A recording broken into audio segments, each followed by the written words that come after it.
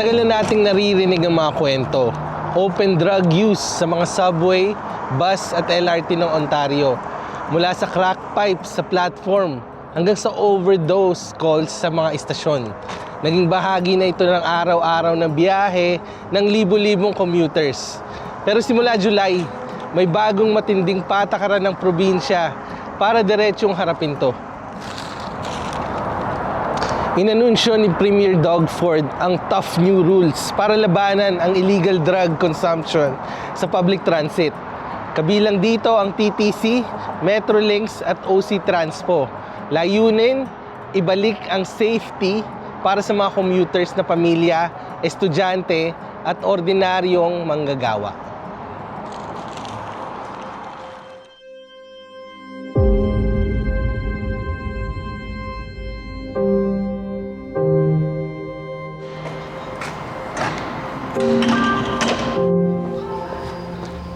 Ano ang binago?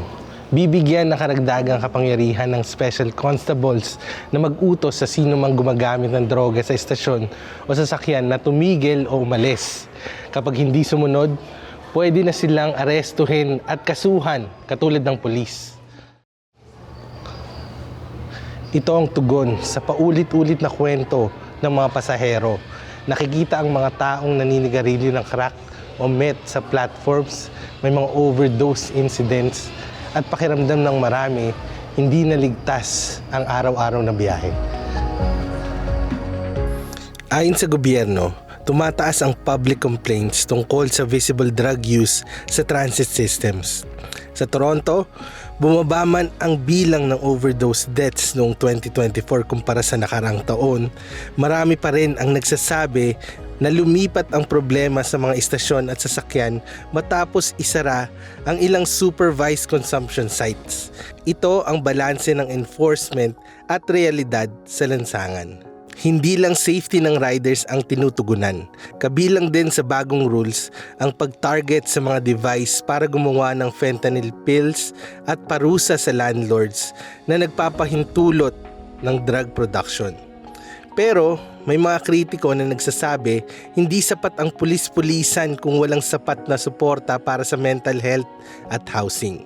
At bilang mamamayan na madalas gumamit ng TTC papunta sa trabaho o pamilya, naiintindihan ko ang kabilang panig. Gusto natin ng maayos na sistema na hindi puno ng takot. Pero alam din naman ng marami sa mga nakikita natin sa lansangan ay nahihirapan sa adiksyon, kawalan ng tahanan o mental health. Hindi sapat ang batas lang dito. Usapan ito ng buong komunidad.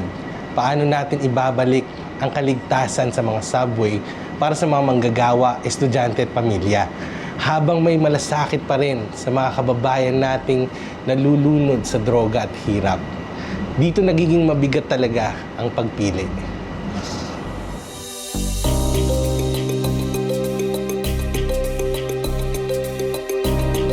At ngayong may tools na tayo katulad ng AI, ito naman ang sabi niya.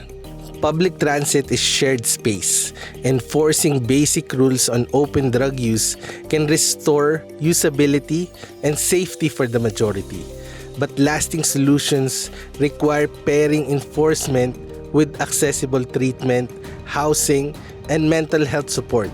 Otherwise, the cycle simply shifts elsewhere.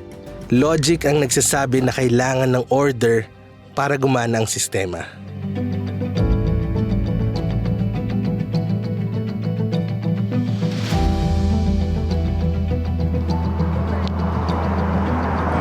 Sa huli, ang bagong rules na ito ay pagkilala na hindi na sustainable ang dati. Kailangan ng aksyon para mapanatili ang transit bilang pampublikong serbisyo na para sa lahat, hindi lang sa ilan.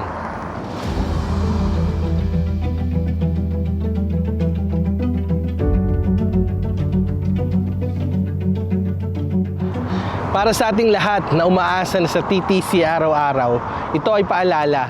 Responsibilidad nating hindi lang ang magreklamo, kundi suportahan ang mga solusyon na may balanse.